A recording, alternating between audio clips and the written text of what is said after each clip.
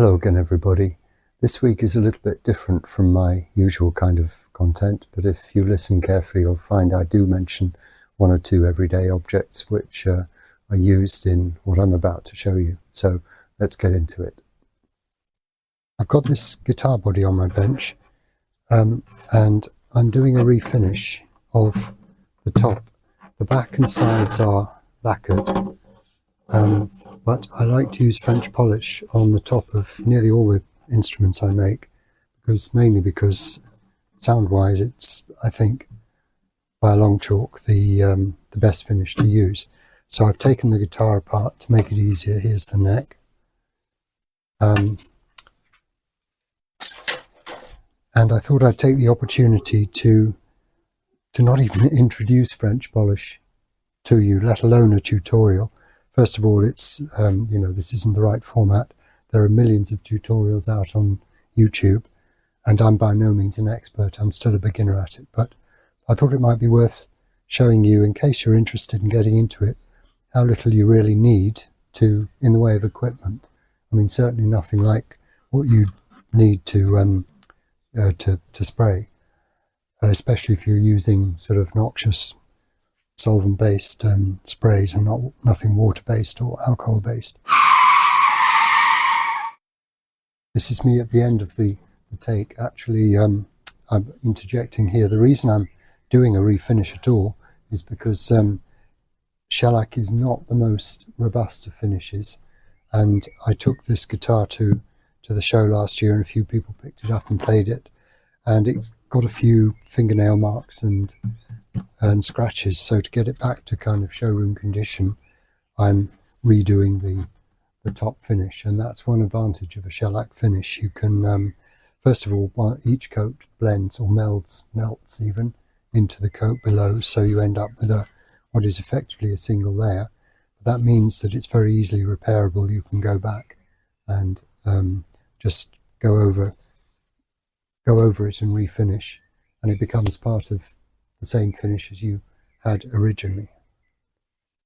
So basically, the core ingredients are shellac dissolved in alcohol, and the alcohol I use it's basically similar to meths in England. It's over here we have, this is fuel alcohol, which can also be used for cleaning. It says there's a kind of lower grade which is cleaning only.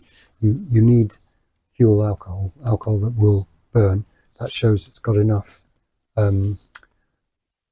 ethanol in it, because there's always a bit of water, and meths in fact has methyl alcohol as well, which is poisonous. So we don't even have it over here, but this is just pure alcohol with whatever traces of water there are in it. So that's the main ingredient, shellac dissolved in alcohol, and there are plenty of tutorials telling you how to make it up.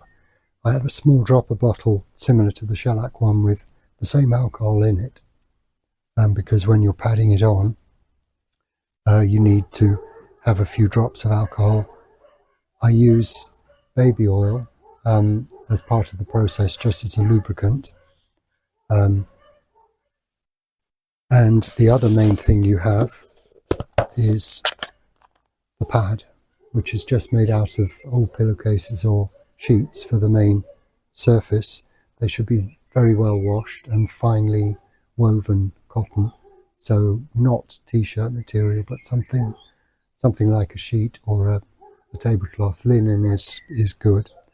And then on the inside you have a sort of more absorbent stuff, which can be wool or sort of cotton. T-shirt material would work inside the pad for that, and that is just to soak up a little bit of the shellac and alcohol mixture.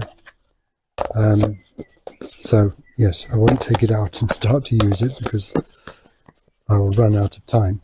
And the traditional grain filler used with French polish is pumice. So pumice powder, and the finer you can get the better.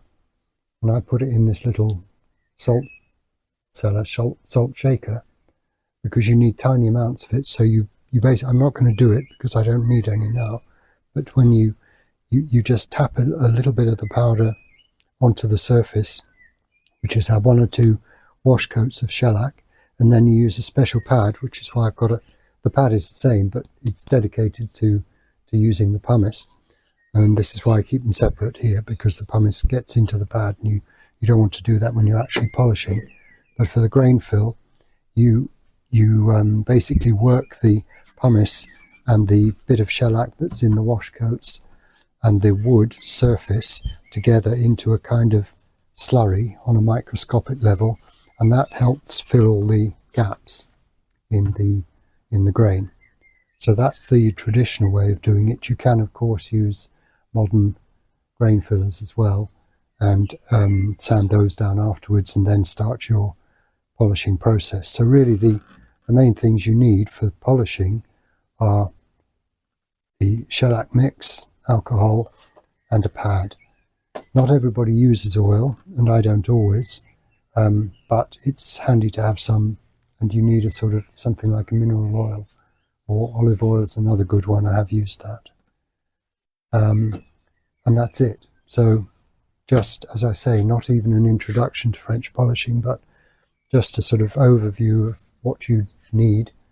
And I encourage you to give it a go. It's sort of a zen meditative process.